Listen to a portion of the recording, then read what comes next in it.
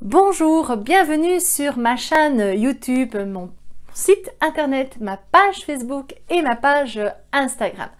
Aujourd'hui, j'aborde avec vous l'introversion. Une personne introvertie ou un enfant introverti. Tout d'abord, quelle est la définition d'une personne introvertie et surtout, quels sont les avantages d'être introverti? C'est parti!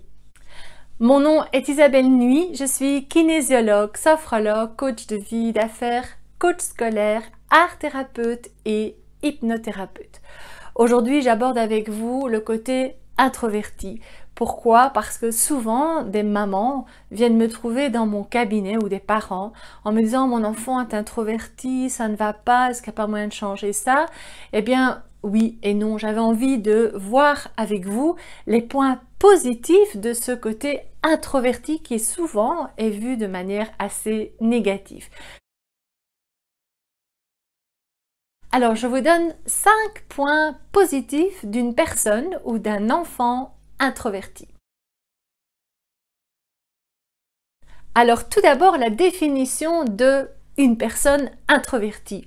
Eh bien, une personne introvertie, c'est juste l'inverse d'une personne extravertie, ça c'est très simple, mais c'est une personne qui est plutôt renfermée sur elle-même, repliée sur elle-même, et c'est aussi une personne qui va avoir besoin d'un certain temps pour aller vers les autres. Et pour les enfants, ce sont les enfants qui ont besoin de temps pour aller vers les autres enfants. C'est le style d'enfant, lorsqu'il arrive à une plaine de jeux, il va plutôt d'abord regarder autour de lui et puis à un moment donné, il va aller jouer.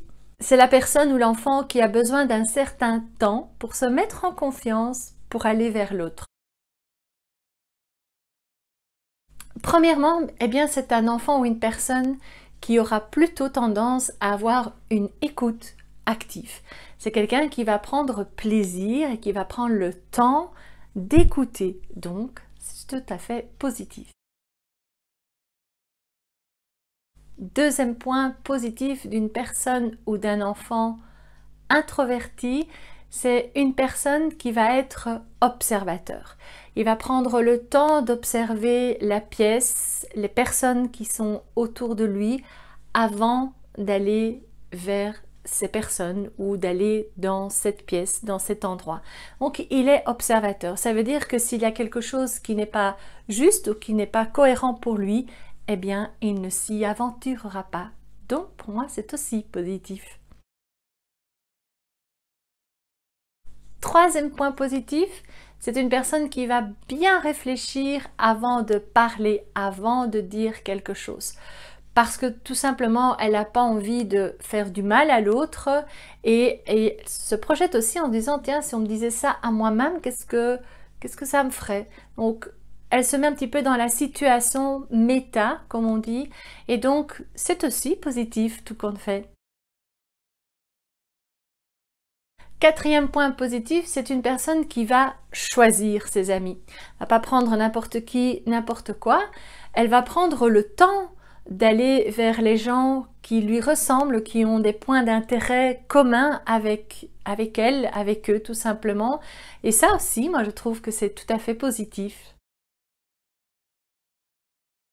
Et le dernier point que j'avais envie de voir avec vous, le point positif d'une personne ou d'un enfant introverti, eh bien c'est qu'il est bien aussi dans la solitude. Il se sent tout à fait à l'aise quand il est seul, quand il est bien avec lui-même. Et d'ailleurs par rapport à la solitude, j'en ai fait une vidéo, quels étaient les points des moments de solitude, et tout compte fait, la personne introvertie s'y retrouvera tout aussi bien. Voici donc déjà la fin de cette vidéo, les 5 points positifs d'une personne introvertie. Alors j'espère qu'elle vous a plu.